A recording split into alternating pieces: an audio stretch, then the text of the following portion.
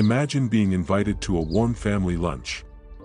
You sit down, laugh, share memories, and enjoy a beautifully cooked meal. But within hours, you're fighting for your life. And within days, you're dead. This isn't fiction. This is the real story of how a seemingly innocent lunch in the quiet Australian town of Leongatha turned into one of the most chilling true crime cases in recent history. Tonight, we unravel the horrifying tale of Erin Patterson, the woman accused of serving death on a plate. Do you believe a mother could truly poison her own family? Let us know your first thoughts in the comments. Small rural town in Victoria, known for peace, rolling hills, and close-knit community. Introduce Erin Patterson, a 50-year-old mother of two. Quiet, not flashy, estranged from husband Simon Patterson, Simon's parents Dawn and Gail Patterson. Gail's sister Heather Wilkinson and husband Ian Wilkinson, a local pastor. In towns like Leongatha, families are bound by Sunday lunches, faith, and trust. But in July 2023, trust was broken in the most horrifying way imaginable. Erin invites her in-laws and relatives for lunch. Simon, her estranged husband, is notably absent. Why wasn't Simon there? Was it coincidence, or something more sinister? If you knew your in-laws were visiting, would you find it strange for your spouse to skip the lunch? Erin prepares Beef Wellington. A sophisticated dish wrapped in pastry. Unknown to guests, the mushrooms inside may have included death cap mushrooms, the world's deadliest. Guests sit down, enjoy the meal, and leave seemingly fine. Hours later, first symptoms appear: nausea, vomiting, stomach cramps. What started as a family gathering around a golden-baked Beef Wellington was about to turn into a nightmare no one could escape. By nightfall, 3 family members were violently ill. And within days, 3 would be dead. But who was responsible? And why? Food is supposed to bring families together. But in Leongatha, it tore a family apart forever. Dawn, Gail, Heather, and Ian, they return home after the lunch, but within hours symptoms worsen, taken to hospital. Doctors puzzled at first. At first, it looked like a bad stomach flu. But doctors soon realized this was no ordinary food poisoning. Symptoms matched death cap mushroom poisoning: delayed onset, liver damage, organ failure. Ian Wilkinson, the only survivor, placed on life support. Dawn, Gail, and Heather suffer irreversible damage. Can you imagine being the only survivor in a meal that killed the rest of your family? What kind of guilt would you carry? Local media begins covering story. Murmurs of suspicion. Was this a tragic accident, or deliberate poisoning? Erin's name surfaces. She cooked the meal. The town of Leongatha wanted answers. And all eyes turned to Erin Patterson, the woman who served the meal. The deadliest mushroom on earth had entered an Australian kitchen. But how? And why did Erin insist she did nothing wrong?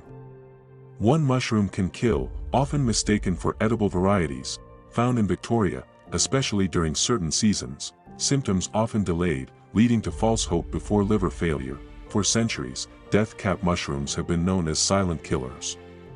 To eat them is almost always a death sentence. Erin claims she also ate the meal but survived. Says she bought mushrooms from an Asian grocery store and others from a supermarket. Police begin questioning inconsistencies. Do you believe Erin when she says she ate the same meal? Or was that part of a cover-up? Police search Erin's home, discover a food dehydrator in a local tip, allegedly discarded by Erin. Community whispers. Was this a tragic mistake or a carefully planned crime? The mystery was only deepening. And as investigators dug further, Erin's story began to unravel piece by piece. When 3 people die after eating at your table, the world demands answers. Erin Patterson was about to step into a spotlight she never wanted. Or perhaps one she never expected.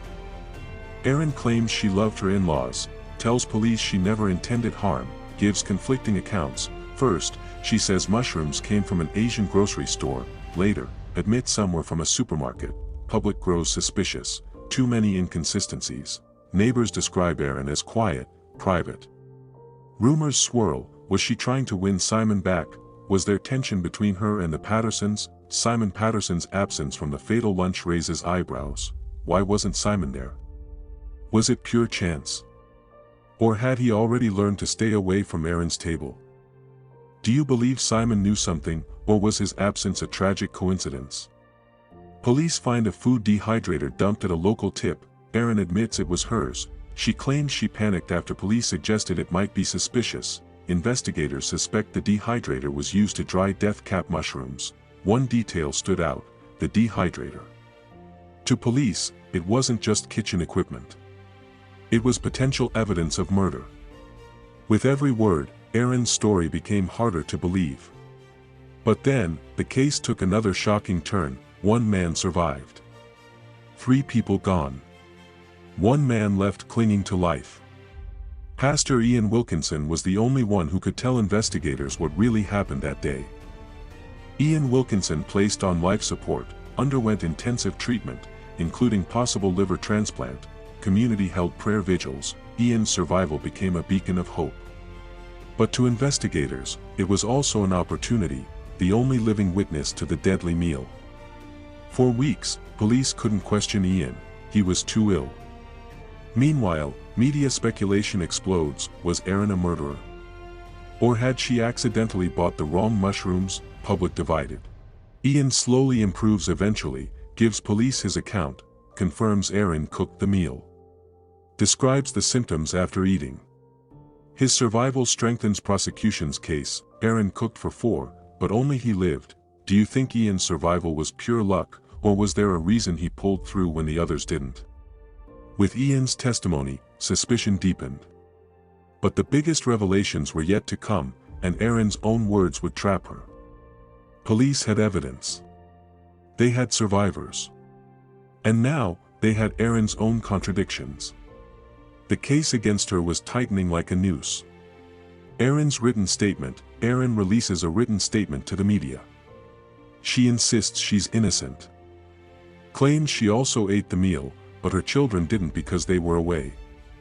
Admits she lied initially about where she got the mushrooms. Investigators note, Erin never showed symptoms as severe as the others. Why? Did she deliberately avoid eating the poison portion?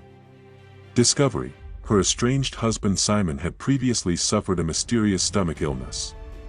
Simon narrowly avoided being at the fatal lunch. Investigators couldn't ignore the timing. Simon had once been sick. Now his parents were dead. Was this coincidence, or a chilling pattern? Simon Patterson doesn't attend the lunch. He later avoids public comment. Police reportedly interview him, but he is not charged. Public wonders, did Erin intend Simon to be the target? Do you think Simon was the real target of Erin's cooking? Or was this crime aimed at his family? With 3 dead and 1 survivor, police moved in. Erin Patterson's life was about to change forever. For months, she insisted it was an accident. But in November 2023, the truth caught up with Erin Patterson. Erin arrested at her home in Leongatha, charged with 3 counts of murder, Dawn, Gail, Heather, 5 counts of attempted murder, including Ian and Simon on earlier occasions. Shock in Leongatha. Neighbors stunned to see her in handcuffs. Families of victims devastated but relieved. Charges laid, brought before court. Did not apply for bail. Case sent to trial preparation. Prosecutors begin building case around intent and deception, but the real drama was only just beginning. Erin Patterson was about to face trial in one of the most watched cases in Australian history. In the courtroom, every detail matters. Every tear, every contradiction, every piece of evidence. For Erin Patterson, the trial would decide whether she was a grieving hostess or a cold-blooded killer. Argue Erin deliberately served death cap mushrooms, point to discarded dehydrator as evidence of intent. Highlight inconsistencies in her statements, suggest motive, resentment, broken marriage, strained family ties. Erin pleads not guilty, claims it was a tragic accident, says she never intended harm. Defense argues, if she wanted to kill, why would she also eat the meal? Friends and family testify about Dawn, Gail, Heather, Ian Wilkinson's account, his near death, his pain, his loss. jury shown details of mushroom toxicity. If you were on the jury, would you believe Erin's tears? Or see them as calculated deception? After weeks of evidence, it was time for the jury to decide Erin's fate. The world held its breath. 3 people were dead. 1 survived. And the question remained, was Erin Patterson guilty of murder? Or the victim of a tragic mistake? Jury finds Erin Patterson guilty of murder and attempted murder. Courtroom erupts, families cry, media swarms. Erin shows little emotion, Erin sentenced to decades in prison. Survivors left to grieve. Ian Wilkinson continues to recover physically and emotionally. Community forever changed. Lessons to learn: 1. Food safety: never consume wild mushrooms unless verified safe. Death caps kill. 2. Family betrayal: even those closest to us may hide dark secrets. 3. Justice: the legal system, though slow, can bring truth to light. What lesson do you take from this story? Would you ever eat a meal cooked by someone you don't fully trust? 3 lives lost. 1 man scarred forever. And a nation left in shock. But one mystery still lingers. Was Simon Patterson truly the intended target? That, perhaps, is a question only Erin knows the answer to. If you were captivated by this case, share this video to spread awareness about the dangers of toxic mushrooms and the importance of vigilance in our relationships. Don't forget to subscribe, because more shocking true crime stories are coming. Until then, stay safe. And never underestimate what could be hiding in plain sight.